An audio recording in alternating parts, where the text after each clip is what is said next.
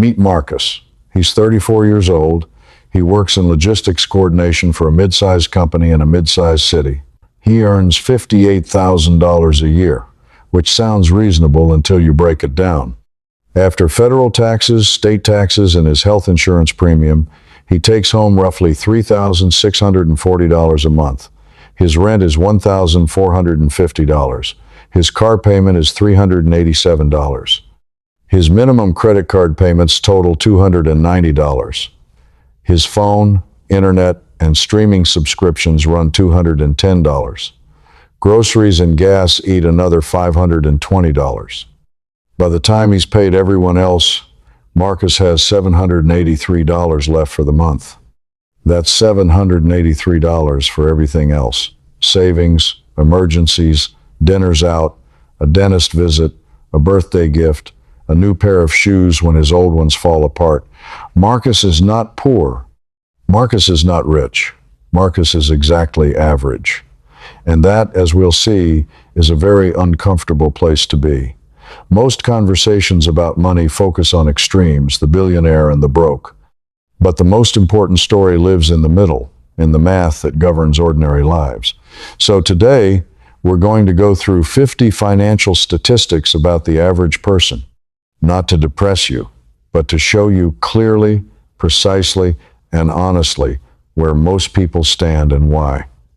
Let's start at the beginning. Stat 1.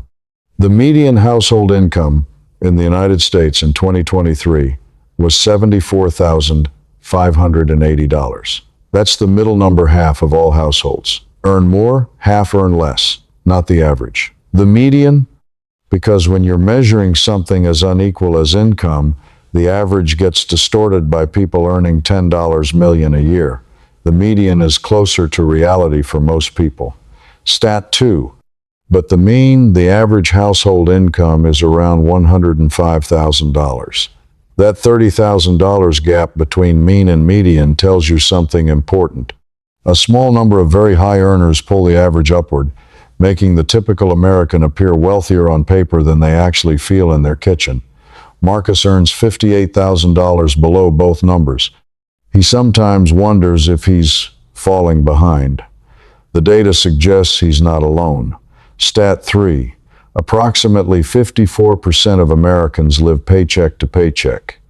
This includes people earning $100,000 a year. Living paycheck to paycheck isn't just a low-income problem, it's a structural one. Lifestyle expands to meet income. Expenses follow earnings upward. And savings, somehow, never quite arrive. Stat 4. The personal savings rate in the U.S. as of mid-2024 was approximately 3.4%. That means for every $100 earned, the average American saves $3.40. Compare that to the post-World War II era, when Americans routinely saved 10 to 15% of their income. Something changed. Multiple things changed. Stat 5. Nearly 57% of Americans cannot afford an unexpected $1,000 expense without borrowing money or selling something. A single emergency, a car repair, a hospital copay, a broken furnace is enough to financially destabilize a majority of people. Marcus knows this. He's been there. 2 winters ago, his water heater failed. $1,100. He put it on a credit card and spent the next 7 months paying it off. Stat 6. The average American credit card balance is $6,501 as of 2024. This is money borrowed, spent, and now owed, with interest accumulating every single day. That balance doesn't represent one irresponsible purchase. It represents hundreds of small decisions made under financial pressure over time. Stat 7. The average credit card interest rate in the U.S. in 2024 hit 21.5%. That's not a loan shark rate, technically, but it functions similarly. If Marcus carried a $6,500 balance and paid only the minimum each month, He would spend nearly 15 years paying it off and shell out over $9,000 in interest alone on purchases he already made years ago. Stat 8. Total U.S. consumer credit card debt crossed $1.1 trillion for the first time in 2023. $1 trillion. Held not by corporations or governments, by ordinary people buying groceries, paying car repairs, covering gaps between their paycheck and their bills. Stat 9. Americans paid an estimated $130 billion in credit card interest and fees in 2022. That money flows directly from ordinary households into the quarterly earnings reports of the largest financial institutions in the world. The credit card system is not a convenience for its users. It is a revenue engine for its owners. Stat 10. The total outstanding student loan debt in the U.S. is approximately $1.77 trillion, spread across 43 million borrowers. That's an average of over $41,000 per person. But again, the average is misleading. Most borrowers owe less than $30,000. A small number owe six figures, pulling the mean upward. Marcus didn't go to college. He learned this watching his older sister, who graduated with $54,000 in debt, worked in her field for 3 years, and now earns $47,000 annually. She is 30, renting a studio, and her net worth is deeply negative. Stat 11. The median net worth of Americans under 35 is approximately $39,000. That sounds manageable until you realize it includes home equity, retirement accounts, cars, everything minus all debts. For many in that age group, student loans, car loans, and credit card balances wipe out whatever assets they've accumulated. Stat 12. The median net worth of Americans between 55 and 64 people 1 decade away from retirement is roughly $212,000. Financial planners typically recommend having 10 times your annual salary saved by retirement age. For someone earning $60,000, that's $600,000. The median person approaching retirement has about 1/3 of what they need. Stat 13. Only 31% of Americans have a long-term financial plan. Not a detailed spreadsheet, just some kind of articulated plan for where they're trying to go financially. The other 69% are, in effect, improvising their financial lives. Stat 14. The average American spends 11 years of their working life just paying interest, not principal, not building anything, just servicing the cost of borrowed money. 11 years of labor, handed directly to lenders. Stat 15. U.S. household debt, in total, stands at approximately $17.5 trillion. Mortgages, auto loans, student loans, credit cards, personal loans. This is the accumulated borrowing of an entire nation trying to maintain a standard of living that, increasingly, income alone cannot support. Marcus has $4,200 in a savings account and $9,800 in credit card debt. His net worth is negative $5,600. He is 34 years old. He is not unusual. Stat 16. The average American will earn approximately $2.7 million in their lifetime. That sounds like a lot, and it is. The problem is the system around that: income taxes, interest, inflation, lifestyle creep that efficiently absorbs most of it before it can compound into anything. Stat 17. A study by the National Bureau of Economic Research found that 40% of Americans will experience at least 1 year in poverty during their working lives. Not just low-income households. 40%. Financial instability is not a fringe condition. It visits most people at some point. Stat 18. The cost of living in the United States increased by roughly 19% between 2020 and 2023, a 3-year period of inflation driven by supply chain disruption, housing demand, and energy prices. Wages, on average, did not keep pace. The result was a real, measurable decline in purchasing power for most workers. Stat 19. Housing costs as a share of income have risen dramatically over the past 2 decades. In 1985, the average American spent about 27% of their income on housing. By 2023, that figure was closer to 37% for renters in major metropolitan areas. The standard financial advice says housing should be no more than 30% of income. Most renters in American cities are already past that line. Stat 20. The median home price in the U.S. in 2024 is approximately $412,000. In 1990, adjusted for inflation, it was around $170,000. Home prices have grown roughly 2.5 times faster than inflation over that period.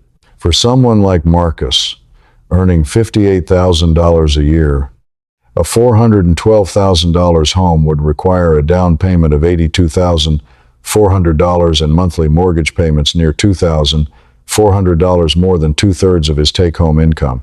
He is not buying a home anytime soon. Statistically, he is not alone. Stat 21. The homeownership rate in the U.S. for adults under 35 is approximately 38%. The generation that entered the job market during or after the 2008 financial crisis, then navigated a pandemic and subsequent housing shortage, owns homes at rates well below prior generations at the same age. Stat 22. Rent for a 2-bedroom apartment in the United States averaged $2,018 per month in 2024, according to Zumper's National Rent Index. In 2019, the same average was approximately $1,460, a 38% increase in 5 years. Meanwhile, median wages grew by around 24% over the same period. The math of renting is getting worse every year for most people. Stat 23. Americans spend an average of $1,500 per year on bank fees, ATM charges, overdraft fees, and account maintenance costs.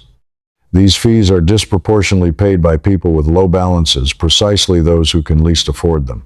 The banking system charges its most financially vulnerable customers the most for access. Stat 24. Overdraft fees alone generated approximately $7.7 billion in revenue for U.S. banks in 2022. These fees are typically $35 per incident. They trigger when someone's account dips negative, sometimes by a matter of dollars, for a matter of hours. The people paying these fees are not reckless. They are tight. Stat 25. The average American automobile costs $735 per month when you factor in the car payment, insurance, fuel, maintenance, and registration. Transportation is the second largest expense category after housing for most households. It's also an area where status signaling and easy financing have quietly pushed millions of people into payments they can barely sustain. Stat 26. The average auto loan balance in the U.S. is $23,792, with an average interest rate of 7.1% for new vehicles and 11.4% for used vehicles. Millions of Americans are financing used cars, vehicles that depreciate at interest rates that used to be associated with short-term personal loans. Stat 27. The average American spends approximately $3,000 per year on restaurant meals and takeout. That's $250 a month. This isn't a moral failing. It's often the outcome of exhaustion, long commutes, long hours, 2 working parents with no time. The food industry has structured itself around exactly this fatigue. Stat 28. Subscription services cost the average American about $219 per month, roughly $2,628 annually. Most people significantly underestimate their subscription spending. A survey by C+R Research found that people believe they spend about $86 per month on subscriptions. The actual figure was more than double. These small recurring charges are invisible in the moment and substantial in aggregate. Marcus pays for Netflix, Spotify, Amazon Prime, 2 apps he barely opens, and a gym membership he uses twice a month. He couldn't tell you the exact total without looking it up. It's $173.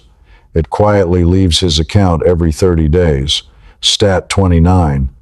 Americans spent more on lottery tickets in 2023, roughly $105 billion, than on movies, books, video games, and music combined. The lottery is disproportionately played by lower-income households. It functions, in practice, as a voluntary tax on financial desperation and mathematical innumeracy. Stat 30. The odds of winning a Powerball jackpot are approximately 1 in 292 million. You are more likely to be struck by lightning twice in your lifetime. And yet the dream persists, because for millions of people, buying a ticket is the only financial strategy available that feels like it could actually change things. This is important. When people feel trapped, they reach for lottery tickets. Not because they're foolish, because the conventional path has stopped feeling accessible. Stat 31. Only 33% of American adults are considered financially literate based on standard tests of basic financial concepts: interest compounding, inflation, diversification, and risk. 2/3 of Americans are making financial decisions borrowing, investing, insuring, without fully understanding the mechanics behind those decisions. Stat 32. The average American pays approximately $150,000 in total interest over their lifetime, across mortgages, car loans, credit cards, and student loans. That's money paid for the privilege of accessing money. It is one of the most significant and least discussed lifetime expenses most people carry.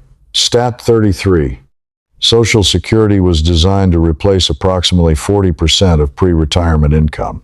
Most financial experts recommend replacing 70 to 80% to maintain your standard of living. The gap between what Social Security provides and what retirement actually costs is the quiet crisis beneath the retirement crisis. Stat 34. The average monthly Social Security benefit in 2024 is approximately $1,907. In many parts of the country, that does not cover rent. For millions of Americans, this is not supplemental income, it is their entire income. Stat 35. Nearly 25% of Americans over 65 rely on Social Security for 90% or more of their income. These are people who worked, who raised children, and paid taxes and contributed to their communities. And they ended up here dependent on a government program paying less than $23,000 a year. Marcus doesn't think about retirement very much. He's 34. It feels distant. But the math of compounding interest means every year he delays costs him disproportionately. Stat 36. If Marcus invests $300 a month starting at age 34, earning a 7% average annual return, he will have approximately $440,000 by age 65. If he waits until 44 to start the same investment, he will have only $202,000. Waiting 10 years costs him $238,000 in final value, despite only contributing $36,000 less in actual deposits. The lost time is worth more than the lost money. Stat 37. Only 56% of Americans have access to a workplace retirement plan. The other 44%, typically those working part-time, contract, or in industries like food service and retail, must independently navigate IRAs, Roth accounts, and investment platforms with no institutional support or employer match. Stat 38. Of those who do have access to a 401k, approximately 20% do not contribute enough to capture the full employer match. The employer match is effectively a 50% or 100% immediate return on investment. Not capturing it is the financial equivalent of leaving a signed check on the table every pay period. Stat 39. The average 401k balance for Americans in their 50s is approximately $132,300. The recommended balance for a 50-year-old, based on common financial guidelines, is 4 to 6 times their annual salary, roughly $240,000 to $360,000 for a median earner. Most people in the decade before retirement are running a significant shortfall. Stat 40. Medical debt is the leading cause of personal bankruptcy in the United States, responsible for an estimated 66% of bankruptcies, according to a widely cited American Journal of Public Health study. This is a distinctly American phenomenon. In every other wealthy nation, catastrophic illness does not simultaneously mean catastrophic financial destruction. Stat 41. The average American household spends approximately $6,000 per year on healthcare, and that's with insurance. Premiums, deductibles, co-pays, prescriptions. Healthcare is now the third largest household expense category after housing and transportation, and it grows faster than inflation virtually every year. Stat 42. The racial wealth gap in the United States is stark and persistent.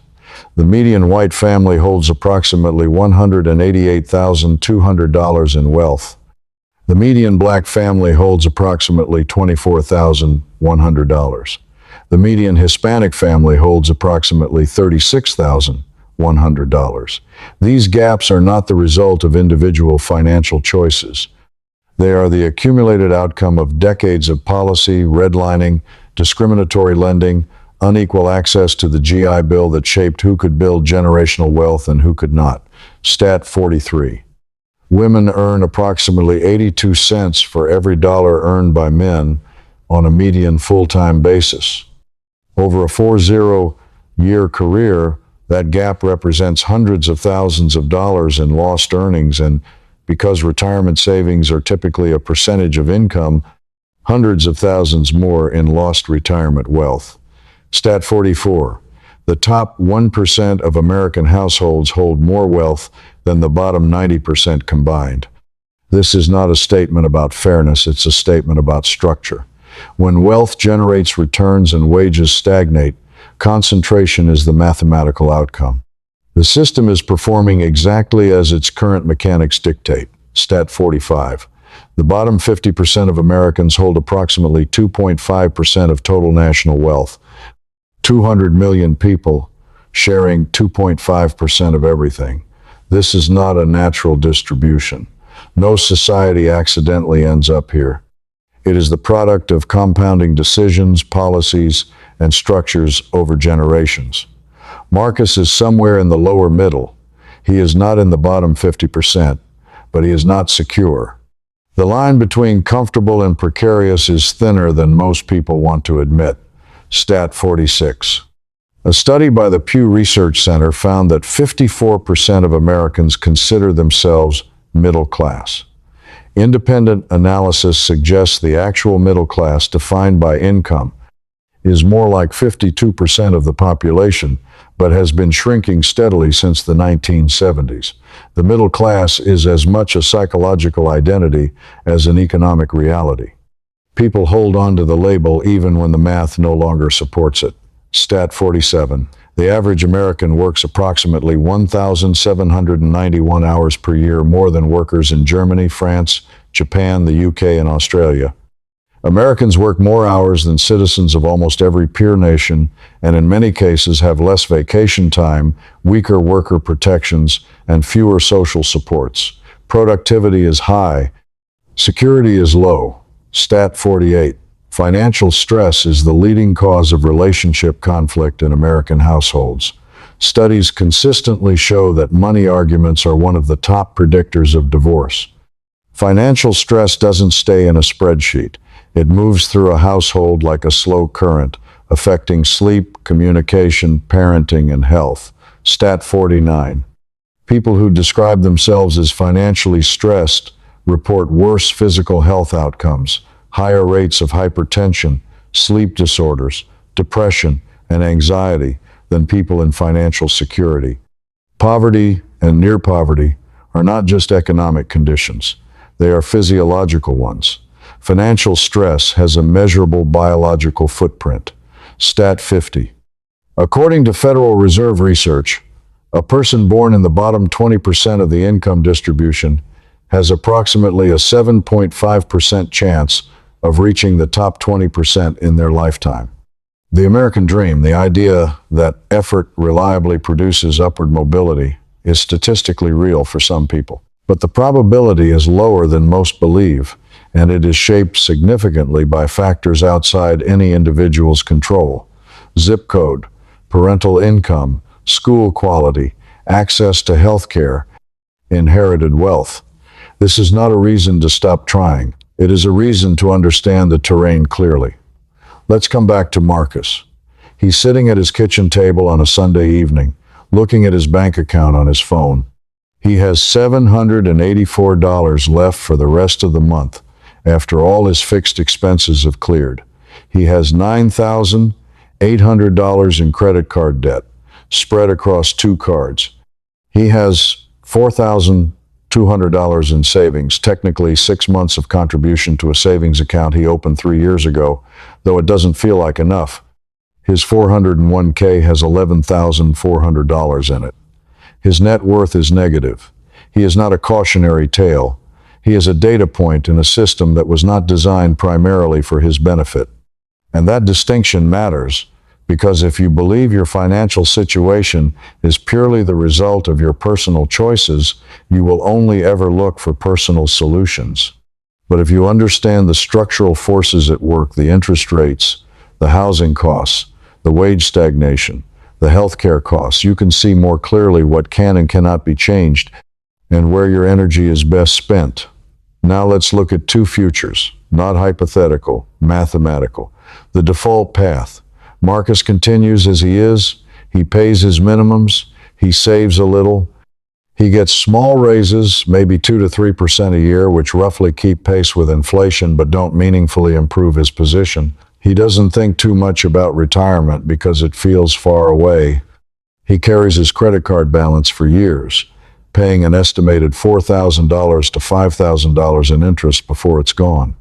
He doesn't increase his 401k contribution because money is tight. By 44, Marcus has a net worth of approximately $28,000, mostly his retirement account, which has grown through modest contributions and compound interest. He still rents. Housing costs have continued to rise faster than his wages. He is more tired than he was at 34 and less financially secure than he expected to be. By 64, his retirement account holds roughly $190,000. His Social Security, based on his earnings history, will pay him approximately $1,650 per month. His total retirement income is around $2,300 per month in today's dollars. It is not enough to maintain his current lifestyle. He will work longer than he planned. He will spend his final working years anxious about a number on a screen. This is not a worst-case scenario. This is the default. This is what happens if Marcus makes all the average decisions. The better path. The changes are not dramatic. They are not lottery wins or inheritances or viral businesses. They are adjustments, systematic, quiet, compounding. At 34, Marcus decides to pay $200 extra per month toward his highest interest credit card, while cutting 2 unused subscriptions to fund it. His credit card debt is gone in 4 years instead of 11. He saves approximately $4,800 in interest.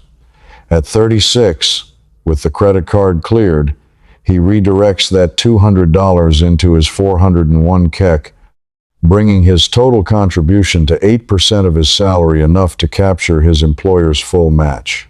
His effective savings rate on that money is immediately doubled by the match before it earns a single dollar of investment returns.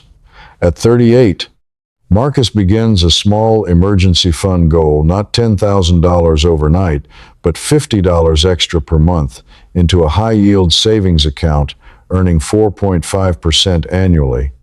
In 3 years, he has a real $5,000 buffer. The next emergency, and there will be one, doesn't go on a credit card. The cycle breaks.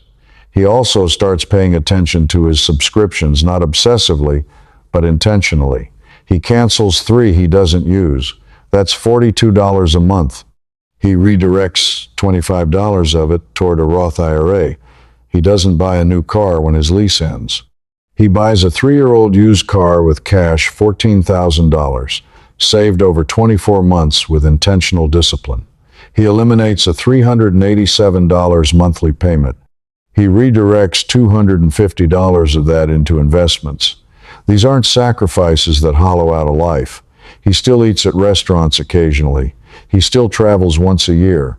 He just does it deliberately, within a structure that serves his future self as much as his present one. By 44, Marcus has a net worth of approximately $112,000. By 54, approximately $380,000. By 65, his retirement accounts hold close to $680,000. Combined with Social Security, he has a monthly retirement income of roughly $4,100 in today's dollars. He is not rich, but he is secure. He is not anxious about the number on the screen. He has options. The difference between the two futures is not income. Marcus earns the same in both. It is not luck. It is not a single dramatic decision. It is the compounding effect of dozens of small, consistent, unsexy adjustments made over 3 decades starting now, not later. Here is the thing about all 50 of those statistics. They are not designed to make you feel hopeless. They exist to make the invisible visible. Most people make financial decisions in a fog without clear knowledge of the interest rate they're paying, the fees they're absorbing, the retirement shortfall they're accumulating, or the way the system profits from their inaction. Clarity is not a guarantee of success, but confusion is almost a guarantee of the default path. The average person is not financially struggling because they're weak or irresponsible or bad at math. The average person is struggling because they're navigating a system that is, in many ways, designed to extract from them through interest, through fees, through complexity, through the architecture of convenience that makes spending easy and saving hard. Marcus is not a victim, but he is also not operating on a level playing field. Neither are you. Neither is almost anyone. What changes things is not a windfall. It is the slow, patient accumulation of better decisions, a little more intentional spending, a little more automatic saving, a little more understanding of how the interest compounds against you, or if you shift it for you. 50 statistics. One truth: the numbers are not fixed. The averages are not destiny. But you have to see them clearly first, and most people never do.